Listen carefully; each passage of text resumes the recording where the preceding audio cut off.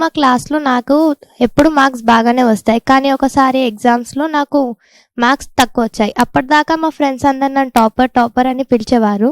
కానీ ఒక్కసారి మార్క్స్ తక్కువొచ్చేసరికి "నువ్వు మాకంటే చాలా వెనకబడిపోయావు. ఇలా చదివితే ఎలా?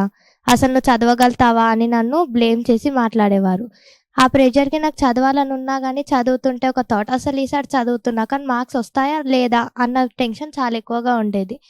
అప్పుడు మా ఫ్రెండ్స్ అందరూ నన్ను వెక్కిరించుకుంటూ, "ఇది చదువుతుంది కానీ దీనికి ఈసారి గూడా మార్క్స్ తక్కువనే వస్తాయిలే" అని ముందే హేళన చేసి మాట్లాడేవారు.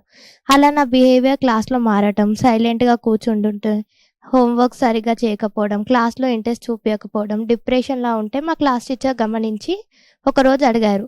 "ఏమైంది? నువ్వు అసలు క్లాస్‌లో ఇంత యాక్టివ్‌గా ఉండేదానివి, ఇలా ఎందుకు అయిపోయావు?" అనేసి అడిగితే నేను నా సమస్యను మా క్లాస్ టీచర్‌కి వివరించాను.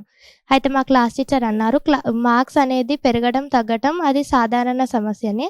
దానికి నువ్వు డిస్టర్బ్ అవ్వకూడదు" అని నాకు, మా ఫ్రెండ్స్‌కి క్లాస్ టీచర్ కౌన్సెలింగ్ తీసుకున్నారు. దాని తర్వాత నుంచి నేను చక్కగా చదవడం స్టార్ట్ చేశాను.